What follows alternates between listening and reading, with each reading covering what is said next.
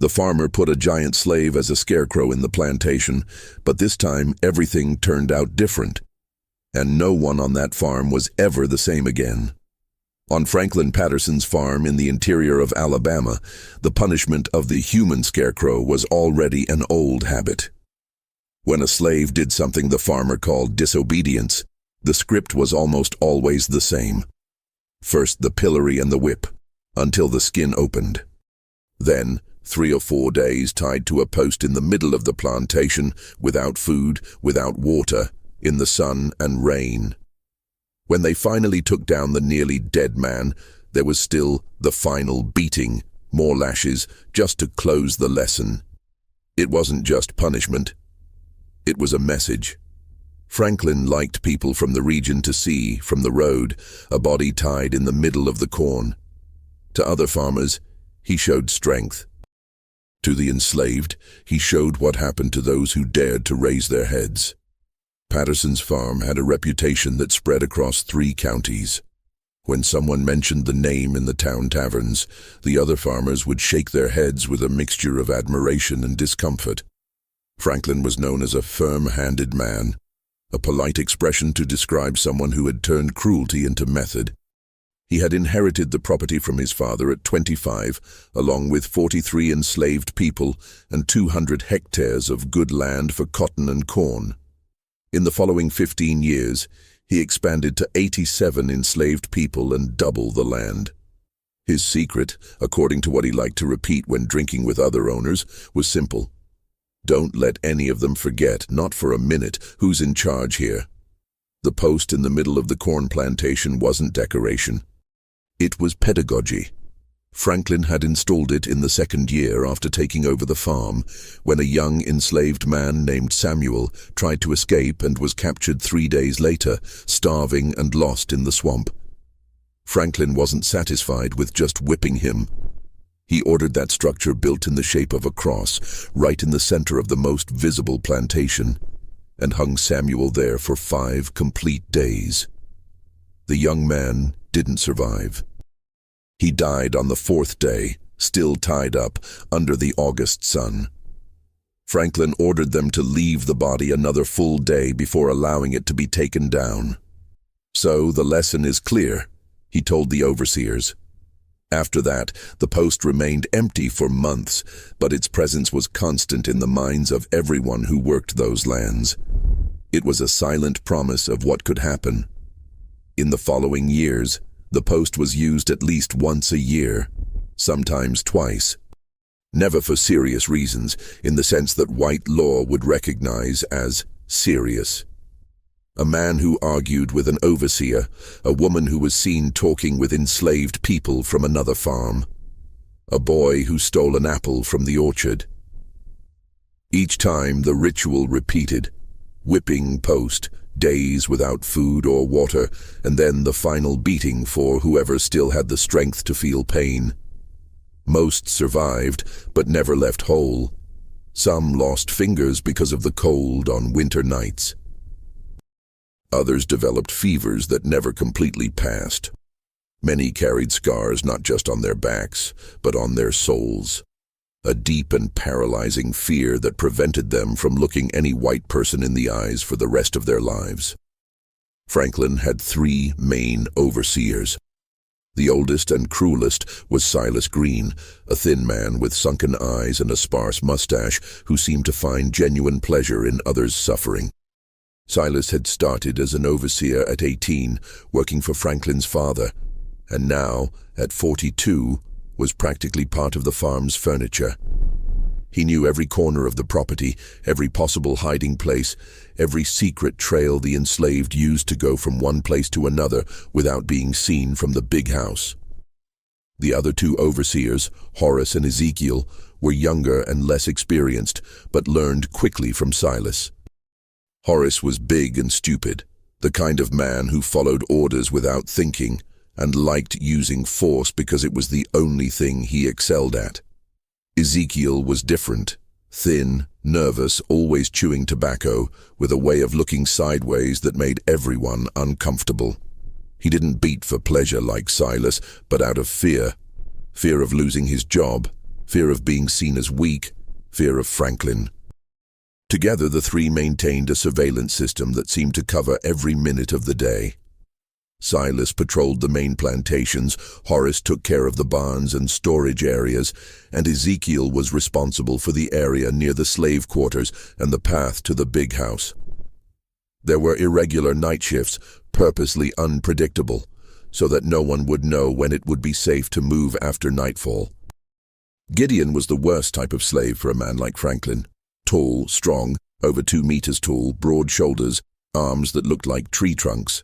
The whites called him the Giant. Among the enslaved, he was seen as a shield, someone who placed himself in front when the overseer came after a child or an old person. He wasn't insolent, but he also wasn't completely broken. And that, for Franklin and his main overseer, Silas Green, was already a threat. Gideon had been bought 5 years earlier at an auction in Montgomery. Franklin needed strong men to open a new planting area, cut down thick trees and pull out deep stumps.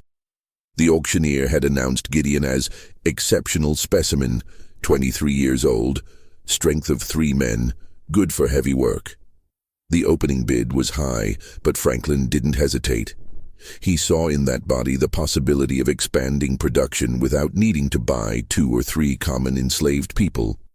In the first months, Gideon worked in silence. He cut more wood than anyone else, carried logs that needed 2 men to lift, dug deep ditches with impressive speed. Silas, who normally found reasons to punish the new ones, found nothing wrong. Gideon fulfilled everything they ordered, didn't complain, didn't look whites in the eyes, kept his head down. But there was something about him that bothered them. Perhaps it was the fact that, even with his head down, it was impossible to ignore his presence. When Gideon entered a room or approached a group, people noticed. His size created a kind of gravity of its own. And worse, the other enslaved people began to gather near him, not obviously, but naturally. Gideon became a reference point. The first time Silas noticed this was during a fight between 2 men over a tool. The argument was heating up, and Silas was already walking with the whip in hand, ready to distribute lashes and end it the way it always ended. But before he arrived, Gideon placed himself between the 2 men, said something low that Silas couldn't hear, and the fight simply stopped. The 2 separated, took their tools and returned to work. Silas stood there, holding the whip uselessly. There was no direct disobedience, no one challenged him, but he felt that something wrong had happened. Someone had solved a problem before him, and that couldn't become custom. After that, Silas began to watch Gideon more closely. He noticed that children approached him without fear, that older women asked him to carry heavy things and he always helped, that men talked to him in low voices during the few minutes of rest. None of this was forbidden, but all of this built something that Silas recognized as dangerous. Respect. Gideon was becoming a leader without even trying. That's when Silas began looking for reasons. Small things at first. Had Gideon taken a few extra seconds to obey an order? Had he looked the wrong way? Was he working slowly on purpose? Silas reported these observations to Franklin during evening conversations on the porch of the big house, always accompanied by whiskey.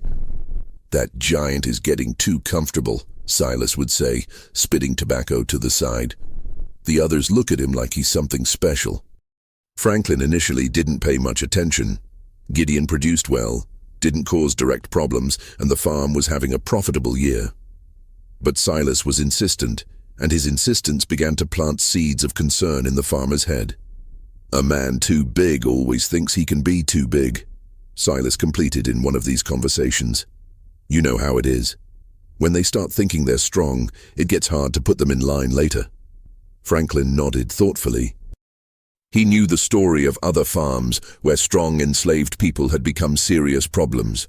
Rebellions, organized escapes, even deaths of overseers. It all started like this: a man the others respected too much. The official reason for the punishment was the corn that was disappearing from the barn. At night, some mothers went there to take handfuls of grain to make a little more food for their children. It wasn't luxury, it was desperation. The rations distributed by Franklin were calculated to keep people alive and working, but not much more than that. A mother whose child was sick, or a man who worked all day carrying logs, sometimes needed something extra to not faint from hunger. It was a silent survival system that had existed for years. Everyone knew, including the overseers, but no one spoke openly about it because the quantities were too small to cause real damage. Franklin lost more corn to rats and humidity than to these nocturnal visits. But Silas noticed the difference in the measurements and whispered in the boss's ear, "Someone here thinks they can take food from you without paying." Franklin ordered the stocks to be checked. The difference was minimal, maybe 2 or 3 bags over several months, but the principle was broken. Someone was stealing, and theft couldn't go unanswered. "Who was it?" asked Franklin, his voice low and dangerous. "I don't know for sure," Silas replied, scratching his chin, "but I bet the giant knows. He knows everything that happens there in the slave quarters." It was a lie. Silas had no evidence linking Gideon to the missing corn. But it also didn't matter. He had found the pretext he was looking for. Franklin didn't know who was taking it, and deep down didn't care much. He wanted an example. And if he was going to choose someone to humiliate in front of everyone, let it be the strongest. "Get the giant," he decided. "If he breaks, the rest break with him." The next morning, Silas arrived at the area where Gideon was working with 4 other men, cutting down old logs near the edge of the property. The overseer came accompanied by Horace and Ezekiel, all 3 armed with whips, and one of them with a pistol on his belt. "You," said Silas, pointing at Gideon. "Drop that and come here." Gideon placed the axe on the ground slowly, wiped his hands on his worn pants and walked toward them. He didn't ask why. He knew that asking would only make things worse. "Seems like someone's been taking food from the boss," said Silas, his voice dragging and false. "And I think you know who it is." "I don't know anything, sir," Gideon replied, keeping his voice neutral. "Of course you know," Silas insisted, taking a step forward. "Everyone there in the slave quarters tells you things. You're like their king, aren't you?" Gideon didn't respond. He knew that anything he said would be used against him. "Well, since you don't want to help," Silas continued, smiling from the corner of his mouth, "the boss decided you're going to serve as a lesson anyway. Maybe after a few days on the post, your memory will get better." The other enslaved people stopped working, pretending not to look but paying attention to every word. Everyone knew what a few days on the post meant. "Take him," Silas ordered the other 2 overseers. Horace and Ezekiel approached, whips ready for any resistance. Gideon didn't resist. He knew that if he did there, with weapons pointed and witnesses nearby, he would be killed on the spot. He walked between them, head held high, broad shoulders tense but controlled. As they crossed the farm toward the punishment pillory, the other enslaved people paused what they were doing. No one dared look directly, but everyone felt it. It was as if a shadow had passed over the entire property.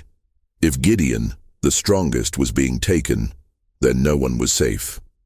Before they put Gideon on the post came the first part of the ritual, the whipping. They took him near the pillory, a thick wooden structure installed next to the main barn. The pillory had 2 holes in the upper part where they fastened the victim's wrists, forcing the body to bend forward, completely exposing the back. Silas, with old pleasure in his hand, raised Franklin's favorite whip and began to beat. Back, shoulders, back of the legs. The leather cut the skin with a dry sound, and blood flowed hot, mixing with the dust. Franklin's whip was custom-made, with 9 braided leather strips, each ending in a hard knot. When used well, it not only cut the skin but tore pieces of it, leaving deep wounds that took weeks to heal when they healed. Silas started slowly, almost ceremoniously. It wasn't rush or anger, it was method. Each blow was calculated to cause maximum pain without killing immediately. He knew exactly where to hit to open the skin, where to avoid hitting vital organs, how to vary the angle so the whip strips wouldn't always fall in the same place. Gideon clenched his teeth. He wouldn't give them the satisfaction of hearing screams. The muscles in his back contracted involuntarily with each impact, the body trying to protect itself from a pain it couldn't avoid. After 10 blows, the skin was already open in several places. After 20, the back was a mass of torn flesh and blood. Silas stopped to breathe, wiped the sweat from his forehead, spat on the ground. He looked at Franklin, who watched everything from a few meters away, sitting in a chair that one of the enslaved had brought from the big house. "How many more, boss?" asked Silas. Franklin didn't respond immediately. He kept looking at Gideon, analyzing.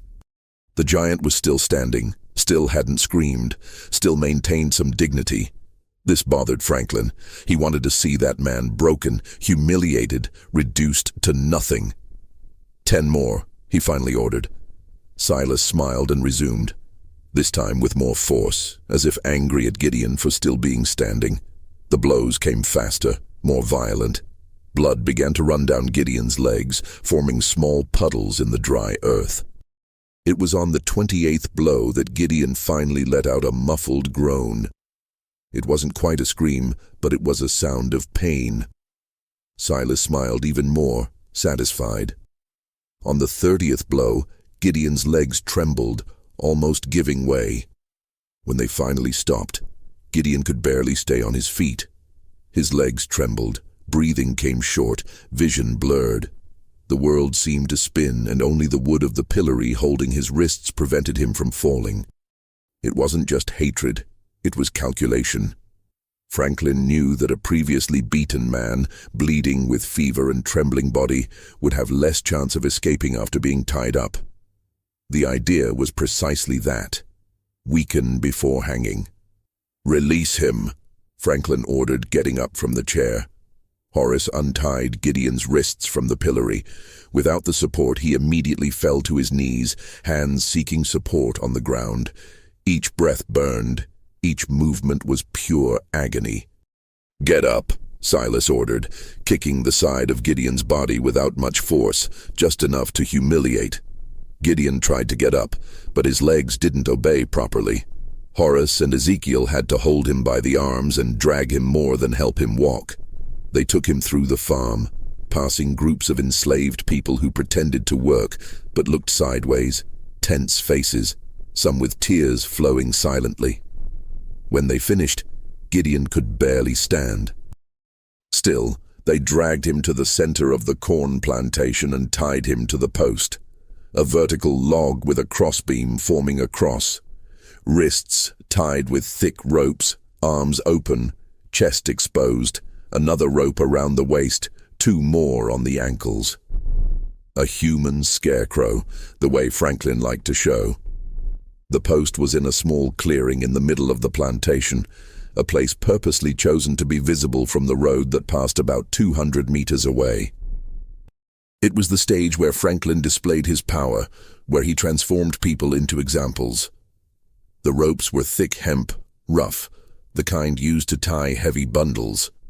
Silas had experience tying people to that post, knew exactly how much pressure to apply so the ropes wouldn't cut circulation immediately.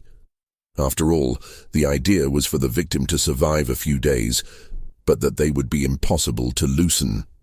They started with the ankles, wrapping each leg separately against the base of the post. Then the waist, a tight double loop to prevent the body from sliding down. Next, the wrists, forcing the arms to open in the position of the cross, stretched against the horizontal crossbeam. Finally, one last rope crossing the chest, ensuring that even if the others failed, the body wouldn't fall. 3 days, said the farmer, adjusting his hat, clean, distant from the pain. Maybe 4. Then I'll see if there's still hide left to beat. Franklin took a few steps back, admiring his work as if it were a painting. Gideon hanging there, bleeding, exposed to the sun, was exactly the image he wanted to project. Absolute power. Total control. The clear message for anyone passing by the road. This is mine, and I do whatever I want with what's mine. No one brings water, no one brings food, no one comes near, Franklin instructed the overseers. Whoever disobeys goes on the post next to him. The other enslaved people pretended to work between the rows of corn, but everyone knew what was happening. They couldn't look for too long, couldn't cry, couldn't show anything. Only one person stared at the post for more than a few seconds. A thin 12-year-old girl named Lena. Lena was at the edge of the plantation, holding a basket of clothes she should have taken to the big house 15 minutes ago. She looked at Gideon, then at Franklin, then back at Gideon. Her eyes were dark and deep, and for a moment seemed too old for the child's face. She saw when Gideon tried to adjust his body, looking for a position that hurt less, and discovered there was none. She saw when he closed his eyes tightly, not against the sun, but against the shame of being there, exposed, an object of lesson. She saw when Franklin spat on the ground next to the post before turning and walking back to the big house, satisfied with the day's work. Then Lena picked up her basket and continued walking. But something in her had changed. A decision was forming, still small and fragile, but real. On the first day, Gideon stayed there, hanging, feeling the sun open the wounds on his back even more. His mouth dried quickly. Each hour, his tongue seemed to turn to stone. In the afternoon it rained a little, that fine rain that doesn't refresh, only burns in open wounds. At night, the cold wind cut through the sweaty body. It was exactly as Franklin liked it, slow, silent pain, accompanied by fear. The Alabama sun in June is relentless. It starts hot in the morning and gets brutal as it approaches noon. Without a hat, without shade, without anything between skin and sky, it's like being slowly cooked. The wounds on Gideon's back, open and raw, seemed to be on fire every time the sun shone directly on them. Thirst came quickly. In a few hours, Gideon's mouth was completely dry, tongue sticking to the roof of his mouth, lips beginning to crack. He tried to produce saliva, but there was nothing. The body, already dehydrated from blood loss, simply had no more liquid to waste. Around noon, the flies discovered the wounds. They came in swarms, small and persistent, landing on dried and coagulated blood, exploring each open cut.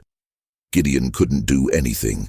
His hands were tied, and shaking his body only increased the pain of the ropes buried in the flesh of his wrists. The afternoon brought that fine rain.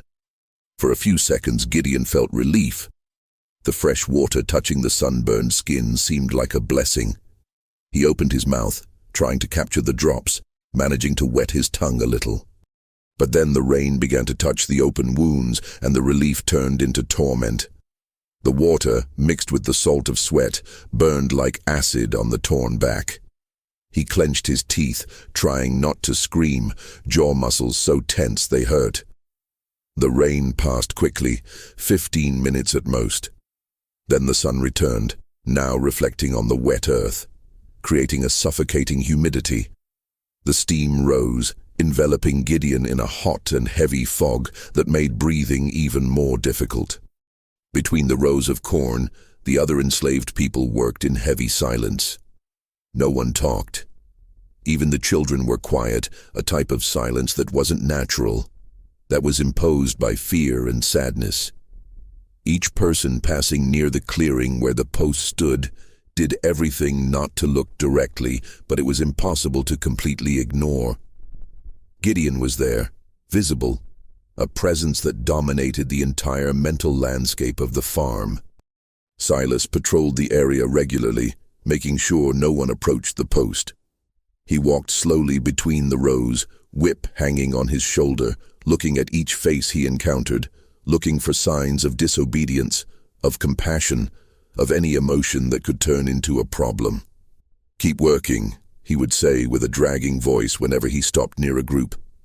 "And remember, any of you could be next on that post. It just depends on how you behave. At night, the temperature dropped drastically. The sweat that soaked Gideon's body during the day now turned to ice against his skin.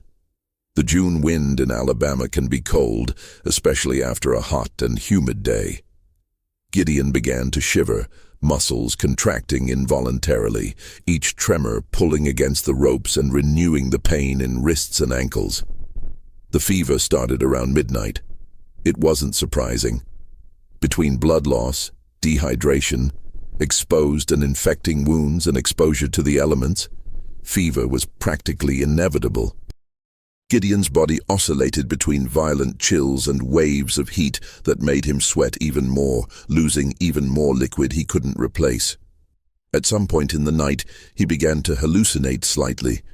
He saw shadows moving between the corn, shapes that looked like people but disappeared when he blinked. He heard voices, whispers coming from everywhere and nowhere.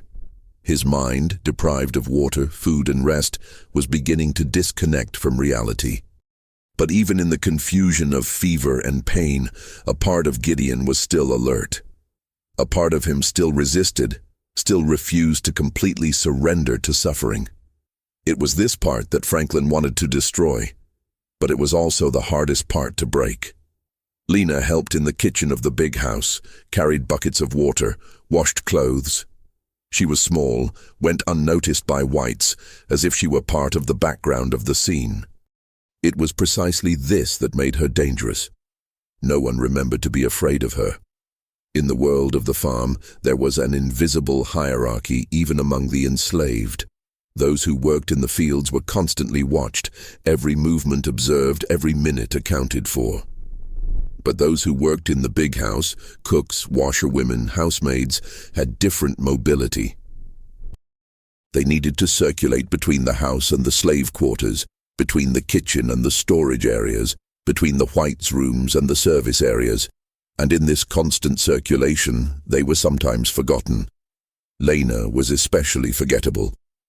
Small for her age, thin, silent, she had learned from an early age the art of being invisible.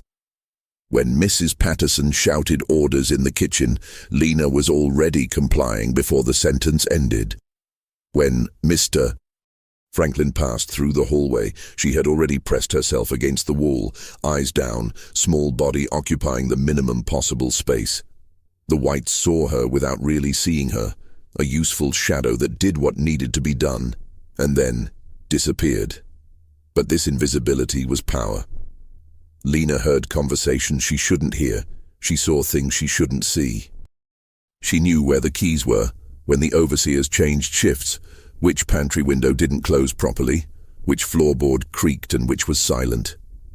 She was only 12 years old, but had already learned lessons that many adults took a lifetime to understand.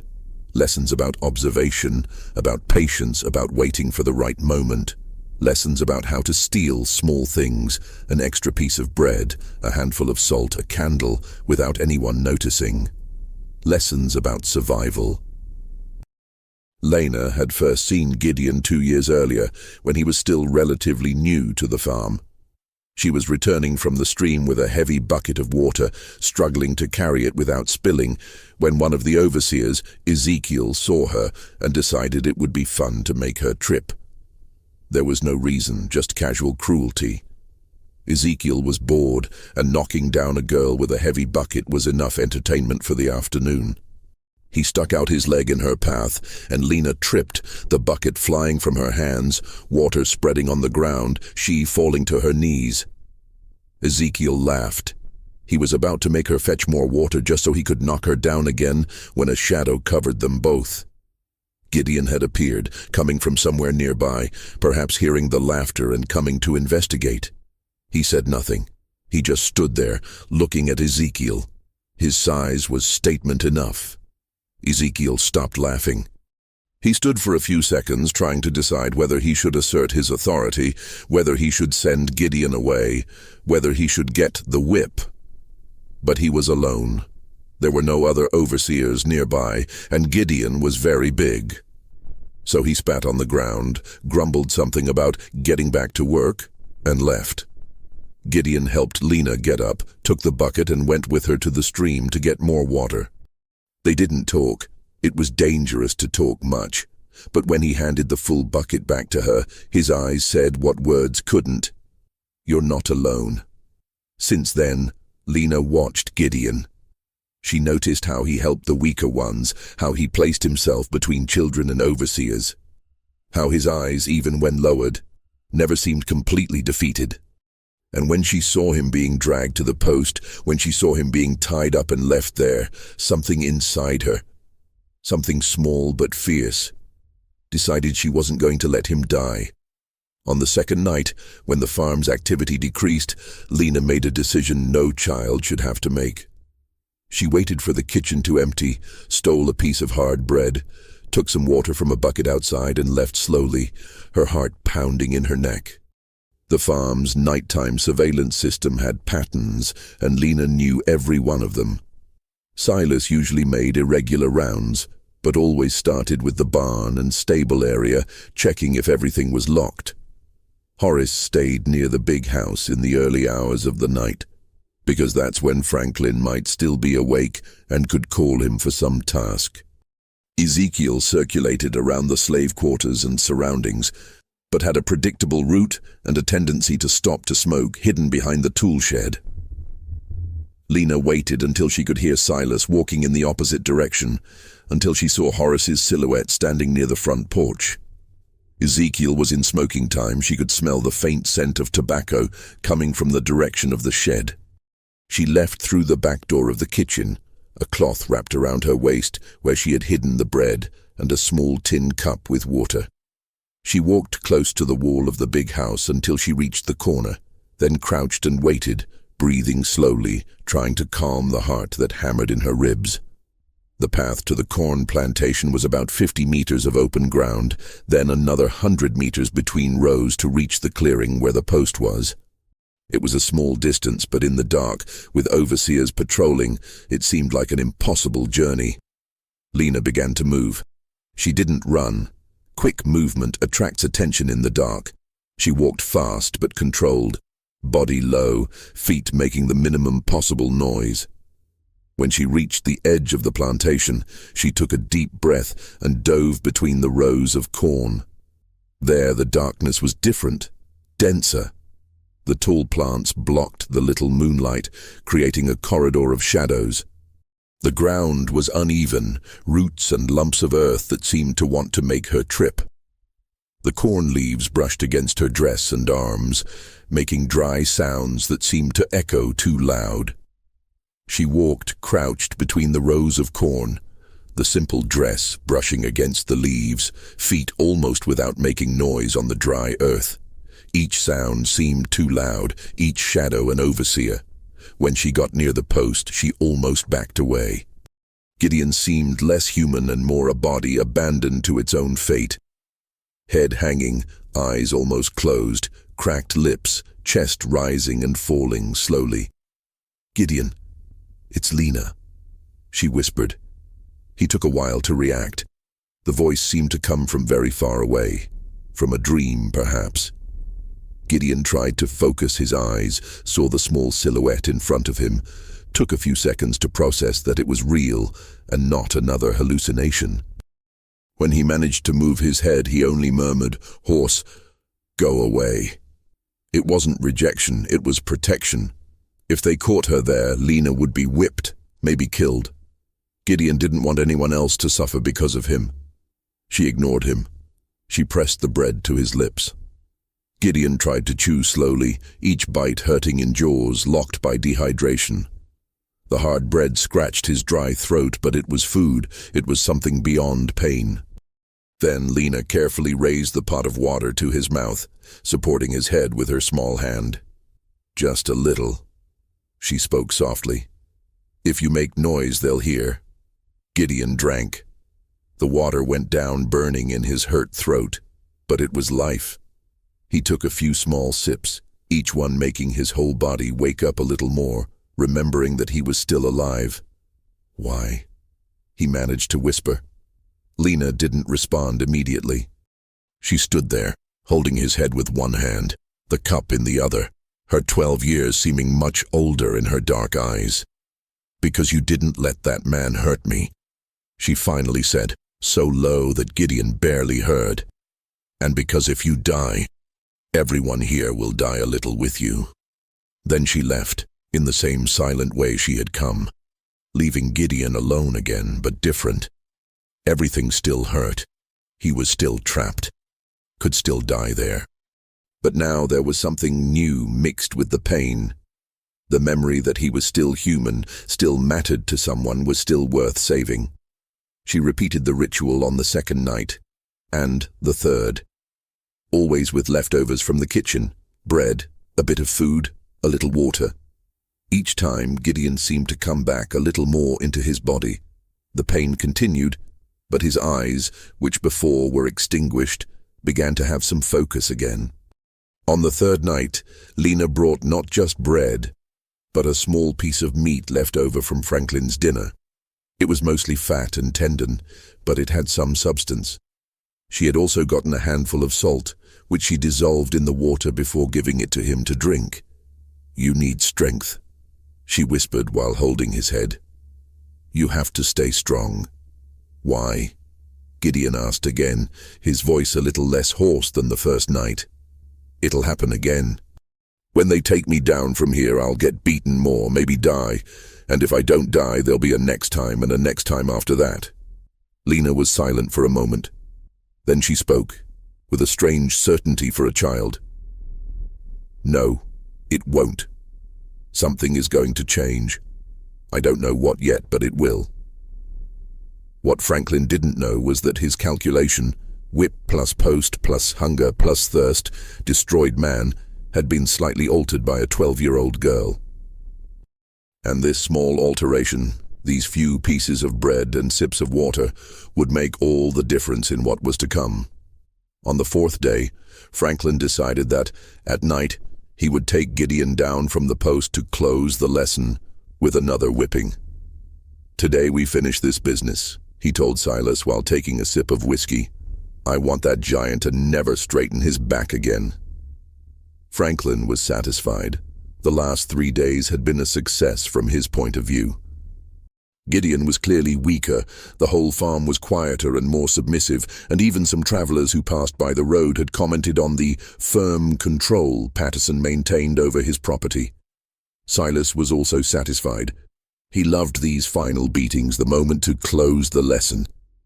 It was when he could beat someone already completely defenseless, with no risk, with the certainty that the man wouldn't even be able to raise his arms to protect himself. "How many lashes this time, boss?" he asked, anxious. 50, Franklin replied, pouring more whiskey, very slowly to last. Neither he nor the overseer suspected anything. They were used to seeing men come off the post almost dead, carried. They thought Gideon would be just another one. But there was a problem in their calculation. Franklin had planned to leave a man without food or water for 3 days, expecting it to completely destroy him. He hadn't counted on someone daring to disobey and secretly bring food. The 3 nights of bread and water from Lena had created a variable that Franklin didn't know and couldn't predict. Gideon was still very hurt. His back was a mass of infected wounds. Wrists and ankles bled where the ropes cut. Fever still made him shiver. But he wasn't completely destroyed. There was still strength, hidden in muscles that hadn't completely withered, fed by pieces of bread and sips of stolen water. But that night, the weather turned. Heavy clouds covered the moon, the wind began to blow strong, the rain thickened. It was the typical night when no white man wanted to be patrolling the field. The storm came quickly, as usually happens in Alabama summer. One moment the sky was clear, the next thunder was rolling on the horizon, and in 15 minutes the rain was already falling heavy, that type of rain that soaks everything in seconds. Franklin looked out the window of the big house, saw the storm forming, and made a decision. "Better leave it for tomorrow morning," he told Silas. "I don't want to get soaked just to beat a man who's not going to run away."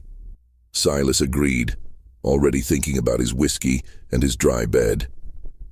The 3 overseers retired, Horace to the cabin he shared with Ezekiel, Silas to his room in the back of the big house.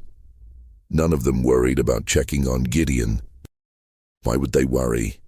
He had been tied up for 3 days without food, without water, wounded and feverish. He wasn't going anywhere.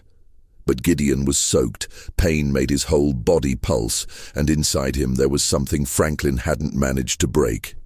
The will to fight back. He had been, since the end of the 3rd day, testing the firmness of the ropes, swinging his body from side to side, taking advantage of each gust of wind to force knots that were already wet and worn. Hemp, when dry, is incredibly strong. But when wet, especially after days of being pulled and constantly forced, begins to weaken.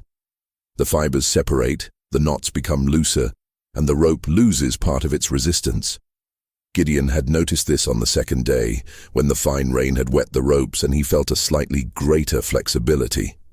Not much, but enough to plant an idea. Since then, each time no one was around, he tested, pulled, forced. The rope on the right wrist was the weakest. The more he moved, the more he cut his own skin, but also the more he wore down the fibers. Each pull was a mixture of desperation and calculation.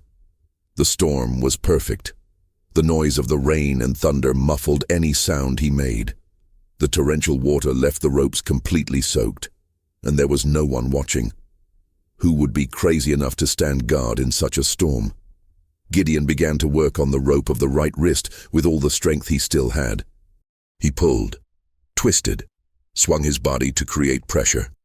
The skin of his wrist tore even more, new blood mixing with old blood and rainwater, but he ignored the pain.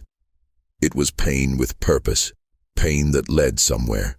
He spent perhaps half an hour trying, each minute seeming like an eternity. His fingers, numb for days, could barely move. The muscles in his arm trembled with effort and exhaustion. But he didn't stop. Until, in a combination of strong wind and almost superhuman strength, the rope broke. The pain in his shoulder was so intense that he almost passed out. The arm, stuck in one position for 3 days, suddenly free, caused muscle spasms that cut like knives. But the arm was free. With his trembling hand, he began to attack the rope around his waist, pulling, twisting, squeezing. It took time, seemed like an eternity, but eventually the knots gave way. The left arm came next, through more pain and insistence. Finally, he freed his ankles and fell to his knees in the mud, breathing as if coming up from underwater. The fingers of his right hand, now free, were so numb they could barely move. Gideon had to hit his hand against his own leg several times, forcing blood to circulate again, feeling those painful but necessary tingles as sensation returned. When he finally got some control over his fingers, he attacked the knot at his waist. It was a double knot, tightened with force by Silas days before, now swollen and hardened by water. Gideon worked on it with trembling fingers, pulling rope ends, trying to find where the knot began and where it ended. The rain continued to fall heavily, and he worked practically blind, guided only by touch. His fingers bled, nails breaking against the hard fibers of hemp. But he persisted, and finally the knot began to give, then loosened, and then he managed to pull it completely. The waist rope fell. Now he could move, could lean his body to better reach the rope on his left wrist. This knot was faster, perhaps because he was learning, perhaps because he had more angle to work with. In a few minutes the left arm was also free. The ankles were last. Gideon had to lean completely, almost falling from the post, abdominal muscles screaming in agony after days without moving properly. But he managed to reach the ropes on his feet, and these, carrying less weight, were looser. In a few minutes he had removed them. Any other slave, in the conditions Franklin had planned, might not have gotten up. But Gideon wasn't completely empty. The 3 nights of bread and water hidden by Lena made the invisible difference between a body that faints and a body that can still crawl. He tried to get up, but his legs wouldn't hold. He had been standing or hanging for 3 days straight. Blood wasn't circulating properly, muscles had forgotten how to function. He fell to his knees in the mud, then forward, supporting himself on his hands. For a few minutes, he just stayed there, on all fours, breathing, trying to convince his body to obey. The rain continued to fall, washing away blood and dirt, cold and clean. Slowly, forcing each muscle, Gideon managed to get to his knees. Then, leaning on the very post that had been his prison, he managed to stand. The world spun. He had to close his eyes, breathe deeply, wait for the dizziness to pass. When he opened his eyes again, he looked back one last time at the post, that wooden cross that had tortured so many before him. For a second, he thought about knocking it down, destroying it. But there was no time. He crossed the corn plantation, leaning his body, supporting himself on the stalks, disappearing in the direction of the swamp. He knew of a corner of dense brush where few went. He went there. He fell among roots, breathing with difficulty, body trembling, but alive. The swamp was about 400 meters from the plantation in a low and flooded area that most people avoided. It was dangerous. There were snakes, alligators, quicksand areas that could suck a man down in minutes. But precisely because of this, it was the best hiding place. No one would look for someone there, especially on a stormy night. Gideon walked as far as he could before collapsing.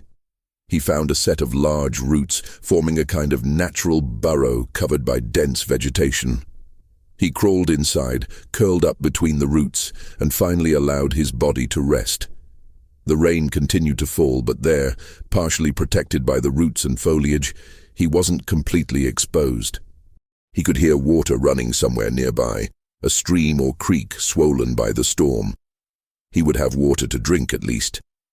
He closed his eyes, still trembling, still hurting in every inch of his body, but free.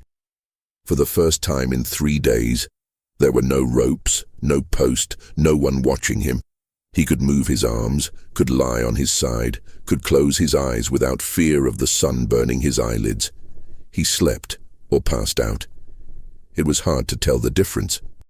When he woke up, it was still night, but the rain had stopped. He could hear the silence of the swamp, broken only by occasional sounds of nocturnal animals. And then, even exhausted, even wounded, Gideon began to think. Not about running away directly, not about saving himself and leaving everyone else behind. He thought about Franklin Patterson, sleeping peacefully in the big house, waking up tomorrow expecting to give the final beating to an already broken man. He thought about Lena, 12 years old, crawling in the dark to bring bread and water. He thought about all the people in the slave quarters, living in fear, knowing that any of them could be next on the post. He thought about Samuel, who had died, tied there before Gideon arrived at the farm, and about all the others, whose names he didn't know but whose suffering he knew. And he made a decision that would change everything. The next day, Silas found the post empty, the ropes hanging, knee marks in the mud. He ran to the big house desperate. Franklin exploded in fury, but deep down felt something he wouldn't admit even to himself. Fear. "How is this possible?" he shouted, throwing his whiskey glass against the wall. 3 days without water, without food, beaten. How does a man in those conditions manage to free himself? Silas had no answer. He stood there, hat in hand, trying to find explanations that weren't, "I underestimated him," or "I was incompetent." "He can't have gone far," Silas finally said. "A man in that state, injured like that, he must have crawled into the brush and died there. I'll gather the men and look for the body." "The body?" Franklin growled. "You're not going to look for any body. You're going to find that giant and bring him back here alive. I'm going to make him wish he had died on that post." But searching in the swamp, especially after a storm, was almost impossible. Silas, Horace, and Ezekiel spent the next day sweeping the area, but the terrain was flooded, marks erased by rain, and the brush was too dense to see beyond a few meters. After hours, wet and frustrated, they returned empty-handed. Franklin spent the whole day nervous, drinking more than usual, walking through the big house with heavy steps. At night, he ordered the 3 overseers to make extra rounds, to leave lamps lit near the slave quarters and barns, to stay alert. At night, however, fear changed sides. Gideon didn't think about running away directly. Hidden in the brush, waiting for the fever to drop, he gathered within himself the faces of everyone who had gone through the same punishment, the screams he had heard, the children who had seen their father hung on the post. He didn't just want to save his own life. He wanted to break the man who believed himself untouchable. During the day, while the overseers searched for him in vain, Gideon remained hidden, barely moving. He drank water from the stream, ate some roots he knew to be edible, and mainly rested. His body screamed for rest, and he forced himself to obey even when every fiber of his being wanted to do something, anything. The fever still came and went, but was lighter. The wounds on his back still burned, but had stopped bleeding.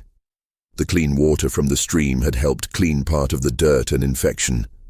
He wasn't well, not even close, but he was better than Franklin expected him to be. And while he rested, Gideon planned. Lena found him again near the swamp, bringing a little more food. "I thought you had left," she said, whispering. She had heard Silas report to Franklin about the empty post, had seen the farmer's fury. Part of her had hoped that Gideon really had run away, was miles away already. But another part of her, the part that knew him better, knew he was still around. Finding him wasn't difficult. She knew the farm, knew the hidden places. And Gideon, although hidden from the whites, didn't hide when he saw Lena approaching. "Not yet," Gideon replied.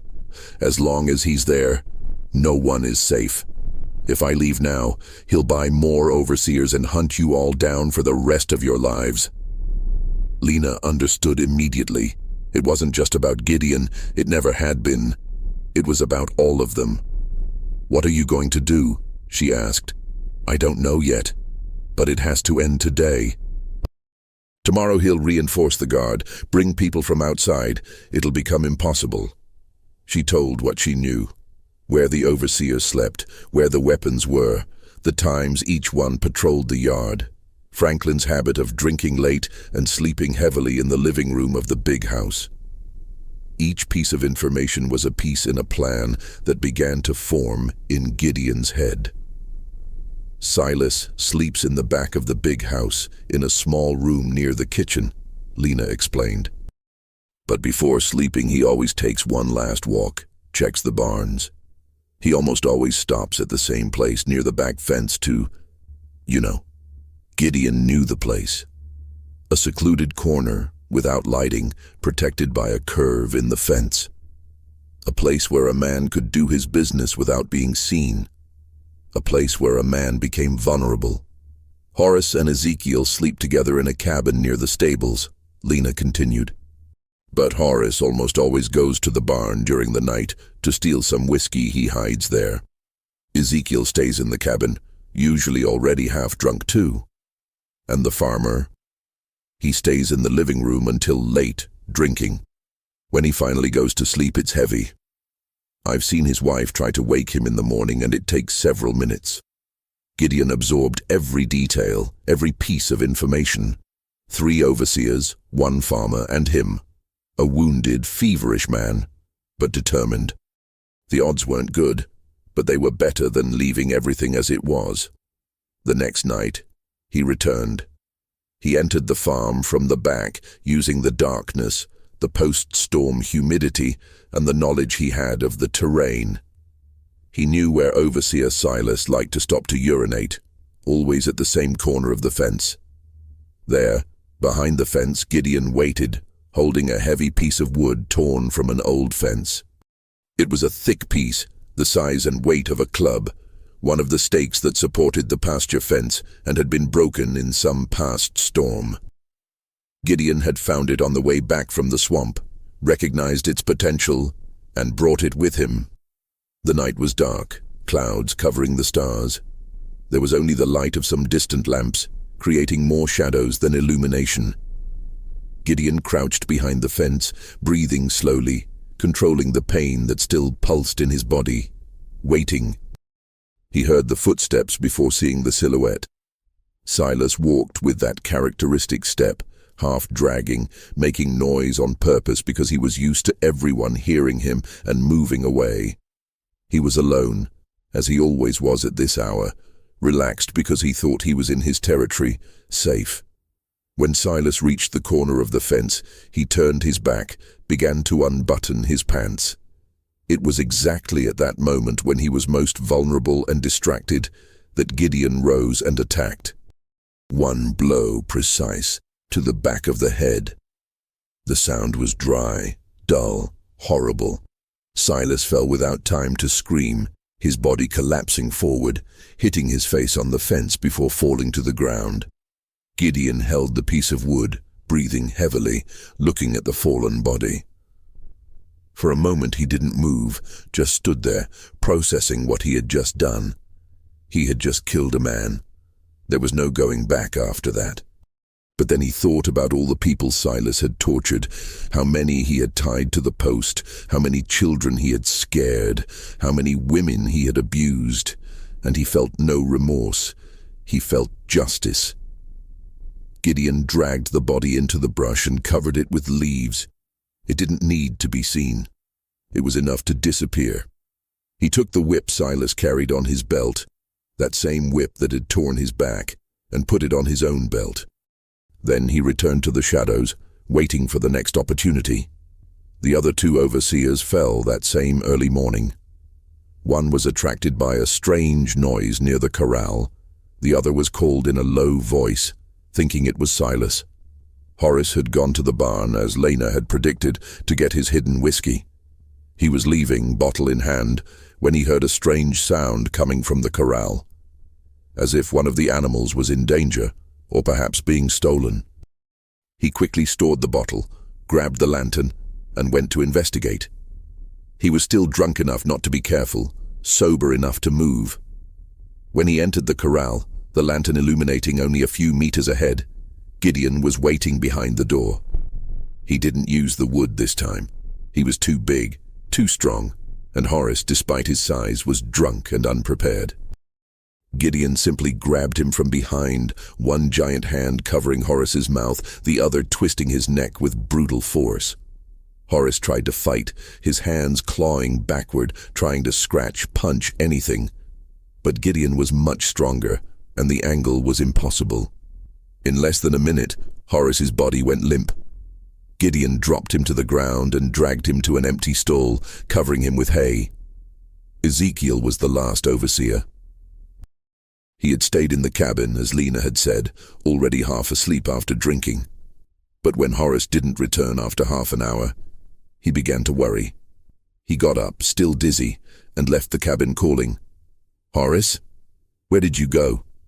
A voice answered from the shadows, roughly imitating Silas's voice. "Over here in the back. Come see something." Ezekiel, still not completely awake, still half drunk, believed it. He walked in the direction of the voice, leaving the circle of light from the lantern he had left in the cabin. When he reached the darkness, a figure moved quickly. Ezekiel had time only to start screaming before a blow from a hoe, the same hoe he had used to make enslaved people work for entire days, hit his neck. Gideon didn't want to prolong it. He wasn't doing this for pleasure, but out of necessity. A second blow ensured that Ezekiel would never get up again. 3 men dead. 3 instruments of torture removed. It was quick, silent, without speeches, without glory. Just what was necessary. Gideon, even wounded, was still stronger and more prepared for darkness than they were. One died with a broken neck, another with a hoe blow to the neck. Franklin Patterson remained. Gideon returned to the slave quarters and called, in a whisper, some of the enslaved people he most trusted. Caleb, 2 strong men who had worked beside him in tree felling. Ruth, an old woman with calloused hands and eyes that had seen too much, and 2 mothers who for months had talked about escaping. Lena had already spread among a few that he was alive. Caleb almost fell backward when he saw Gideon appear at the door of the slave quarters. He was sure his friend was dead, maybe still hanging on the post, maybe buried somewhere in the swamp. You're alive," he whispered, incredulous. "Barely," Gideon replied. "But I'll be dead for real if we don't do something today." He explained quickly. The overseers were dead. Franklin was alone in the big house, unprotected, vulnerable. It was now or never. If they waited until dawn, people from town would come, reinforcements would appear, the chance would be lost forever. "It's today, or never," Gideon said. "If he stays alive here commanding, tonight will become just another sad story. If he falls, everyone leaves." Ruth was the first to agree. "I'm 70 years old," said the woman, voice low but firm. "I saw 4 of my children be sold. I saw my husband die from so much work. I saw too many people hung on that damned post. I won't die without seeing that man pay." The 2 mothers agreed. They had small children, wanted them to grow up free, or at least far from that farm of horror. Caleb and the other men also nodded. Everyone was afraid. It would be impossible not to be. But the fear of continuing to live that way was greater than the fear of trying to change. They surrounded the big house. Lena indicated the back door, which was almost always just pushed closed when Franklin drank too much. That's where Gideon entered, with Caleb behind him. The house was silent. They could hear the pendulum clock in the living room, marking the seconds with metallic clicks. Somewhere farther away, they heard someone's heavy breathing, probably Franklin's wife, sleeping in the upstairs bedroom. They moved slowly through the kitchen hallway, passing the pantry, approaching the living room. There was light coming from there, a lamp still lit. And there was Franklin, exactly where Lena had said he would be. Franklin was in the living room, half asleep in a chair, bottle half full, lamp lit on the table. The floor creaked. He raised his head, irritated. "I already told you, Silas, to stop." The sentence died halfway. In the faint light of the lamp, he recognized the silhouette. Gideon. The giant he had seen almost dead on the post, now standing inside the house, facing him. For a moment, Franklin couldn't process it. His brain, dulled by alcohol and years of arrogance, couldn't understand how this was possible. How a man he had personally tortured and left to die was there, alive, in his living room. "This isn't possible," he stammered, trying to get up. His drunk reflexes were slow, his coordination compromised. He tried to reach for the pistol he always left in a nearby drawer, but Caleb was faster. He came from behind and pushed Franklin back into the chair, one large hand covering his mouth with a cloth. Franklin tried to scream, but the sound was muffled. He tried to fight, but Gideon held his arms with a strength that seemed impossible for someone so injured. It was strength born, not of health, but of purpose, of anger contained for years, of justice too long delayed. "Quiet," Gideon whispered, his face inches from Franklin's face. "If you scream, she upstairs wakes up. And I really don't want to have to deal with her too." He was partially bluffing. He wouldn't hurt Franklin's wife unless absolutely necessary, but Franklin didn't need to know that. They tied Franklin with the same ropes he used in the slave quarters. Wrist by wrist, knot by knot. The same ropes that had held Gideon, Samuel, dozens of others before them. Now they wrapped around the farmer, tight enough to cut circulation, to leave marks, to cause pain. Before taking him out of there, Gideon looked at the wall. There hung the farmer's favorite whip, the one with 9 braided leather strips, the one Silas had used on his back, the one that had torn the skin of so many. He took the whip, feeling the familiar weight in his hand. The leather was worn, stained with blood from how many people? 50? 100? Impossible to know. In the yard, under the faint light of the moon and the lamp Caleb had brought, they placed Franklin on his knees. The farmer struggled, eyes wide, chest heaving. For the first time in his life, he was helpless. For the first time, the one on the ground was him. Gideon didn't make long speeches, didn't shout, didn't explain all the reasons, didn't list all the injustices. Actions spoke louder than words, and Franklin already knew every reason to be there, even if he had never admitted it. He simply raised his arm and returned with the same instrument, a part of what the other had distributed to so many. The first blow was accurate, hitting Franklin's back between the shoulders. The farmer tried to scream, but the cloth in his mouth muffled the sound. His whole body contracted, muscles that had never felt this specific pain discovering it for the first time. The sound of the leather tearing through the air was the same as always.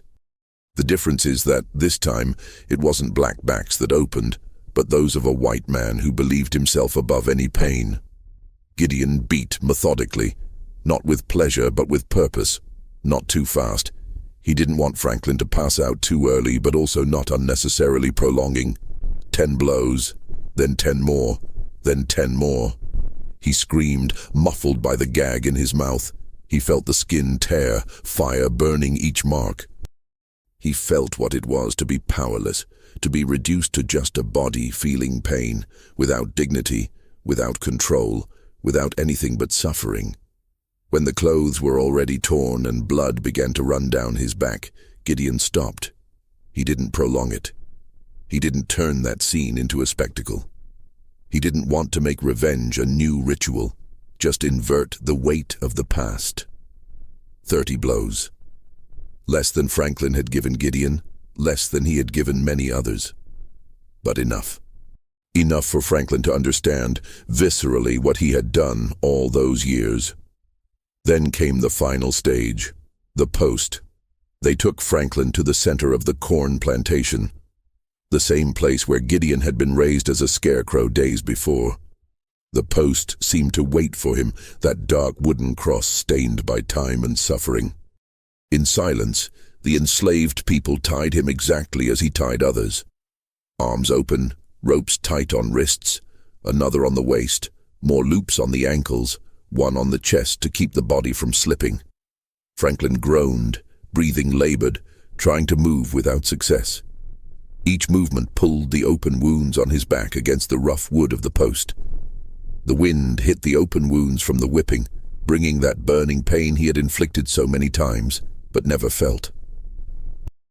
It was his first real contact with the punishment he had always seen from afar. Caleb and the others worked efficiently, tying each knot carefully, ensuring Franklin wouldn't free himself as Gideon had managed to. These ropes were still dry and would be checked, not because they necessarily wanted to keep Franklin alive, but because they wanted to make sure he stayed there for the necessary time.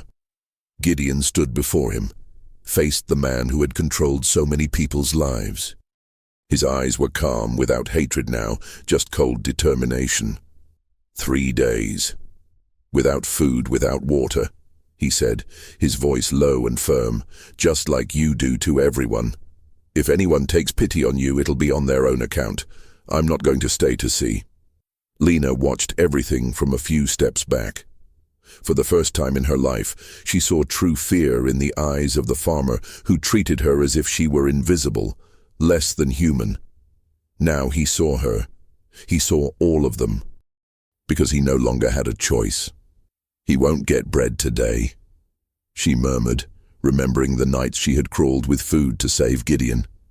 While Franklin swayed, tied to the post, not understanding how he had lost everything so quickly, the slave quarters were already open.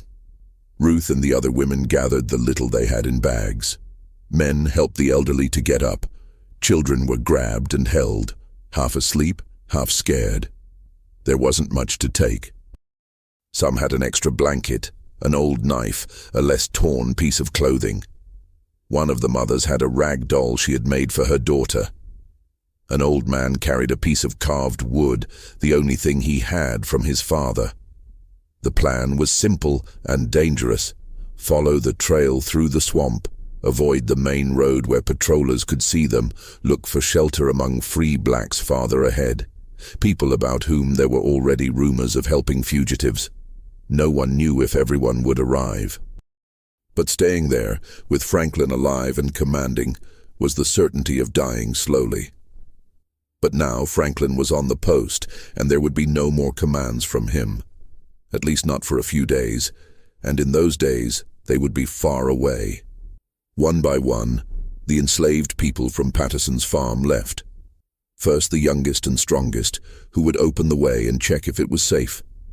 Then the families with children, carrying the little ones who couldn't walk fast. Then the oldest, supported by the younger ones. Last, Ruth, who insisted on being last, wanting to make sure everyone had left. Gideon was the last to leave the plantation. He looked one more time at the post, now occupied by another body. He didn't feel joy. Just a strange sensation of provisional balance. The world wasn't fair. One man on the post didn't undo years of injustice, but it was a little less unjust than before. "You gave me life again," he said to Lena as they prepared to enter the brush. "Today, I return that to all of you." Lena held his large hand with her small one. She said nothing, just nodded. Some things didn't need words. They disappeared between the rows of corn, then vanished into the darkness of the swamp. Behind them, the farm was silent, without overseers, without slaves, without anyone to work the land. Only a white man hung on the same post he had used his whole life to teach lessons, and a woman sleeping alone upstairs in the big house, still not knowing she had woken up a widow in everything but name.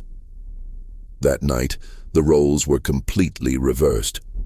The farmer became a scarecrow, and the scarecrows became people walking, wounded but free, hurting but alive, scared but hopeful, toward some form of freedom. Franklin's wife woke at dawn, finding the silence strange. Normally there was movement early in the morning, enslaved people coming and going, overseers shouting orders, Franklin grumbling about something. But that day, nothing. Just silence. She went downstairs, found the living room empty, the whiskey bottle overturned, the chair tipped over. Her heart raced. She called for Franklin, then for Silas, then for anyone. No answer. She went to the window and looked outside. The slave quarters had their doors open, swinging in the wind. There was no one in the fields. The yard was empty. And then she saw, distant but visible, the figure on the post. Wearing clothes she recognized, a body she knew. Her scream echoed through the empty farm, but there was no one to hear except the birds and the wind. Days later, when they found Franklin still alive but broken, when they discovered the bodies of the 3 overseers, when they realized all the enslaved people had escaped, the story began to spread. Some farmers were furious, demanding larger patrols, more severe punishments. Others were scared, looking at their own posts, at their own whips, wondering if they would be next. And among the enslaved people on other farms, the story spread differently. Whispered at night, told with small variations but always maintaining the core. A giant who didn't break. A girl who brought bread. A post that finally got who deserved it. And 87 people who walked toward freedom. The truth is that not all 87 reached safe places. Some were captured after weeks. Others died on the way from hunger, disease, or patroller bullets. But many succeeded. Many found refuge, rebuilt lives, had children who were born free. And for those who, in the future, heard the story of that farm, the corn plantation would never be just a work field. It would be the place where an entire system cracked because a giant didn't break and a 12-year-old girl decided to bring bread and water in secret. It would be remembered as the place where, for one night, justice spoke louder than law, and where scarecrows became people, and people became scarecrows, and nothing remained as it was before.